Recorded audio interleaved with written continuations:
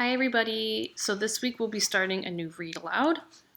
It is called The 14th Goldfish, and this is the cover of it. So it's called The 14th Goldfish, Believe in, and then impossible has been crossed out to possible, so believe in the possible. So I'll just read you the back of it before we get started reading the book.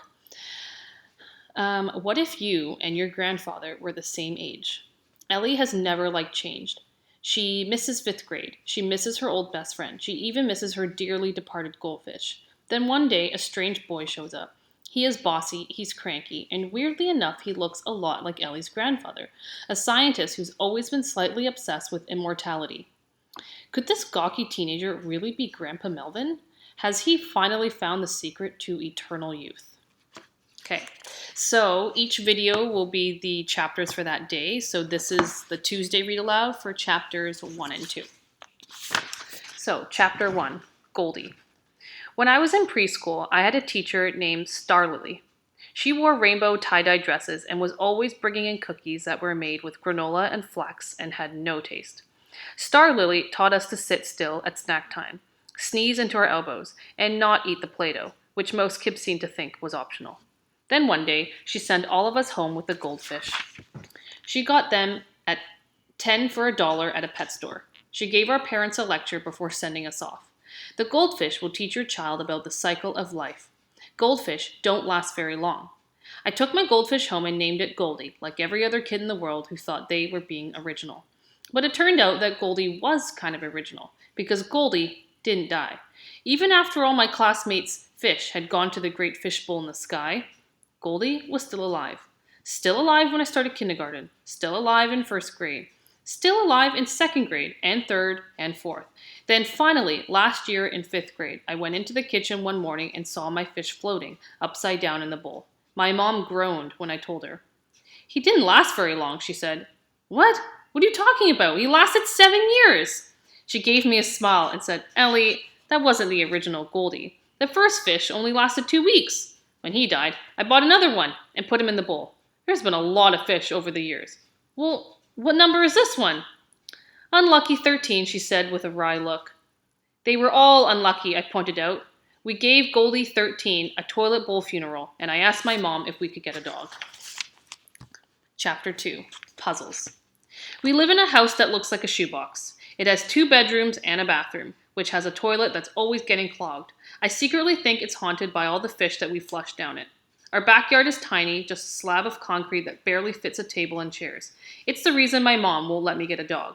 She says it wouldn't be fair, that a dog needs a real yard to run around in. My babysitter, Nicole, walks into the kitchen where I'm putting together a puzzle. It's kind of taken over our table. You've been working on that forever, Ellie, she says. How many pieces is it? 1,000, I said. It's a picture of New York City, a street scene with yellow cabs. I love puzzles. I like trying to figure out how things fit together, how a curve meets a curve, and the perfect angle of a corner piece. I'm going to be on Broadway someday, she tells me. Nicole has long, buttery hair and looks like she should be in a shampoo commercial. She played Juliet in the production of Romeo and Juliet that my mother directed at the local high school. My mom's a high school drama teacher, and my dad's an actor. They got divorced when I was little, but they're still friends. They're always telling me I need to find my passion. Specifically, they'd like me to be passionate about theater, but I'm just not. Sometimes I wonder if I was born into the wrong family.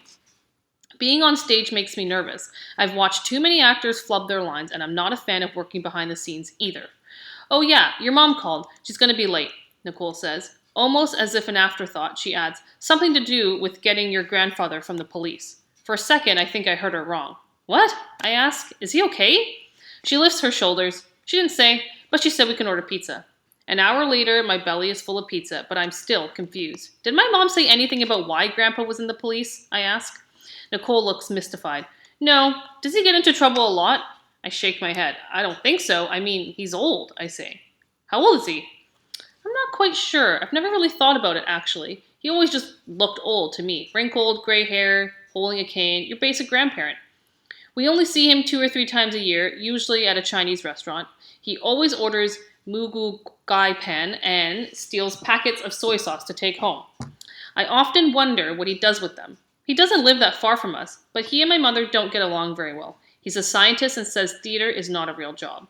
He's still mad that she didn't go to Harvard like he did. A car alarm goes off in the distance. Maybe he was in a car accident, Nicole suggests. I don't know why teenagers get a bad rap, because old people are way worse drivers. He doesn't drive anymore. Maybe he wandered off, Nicole taps her head.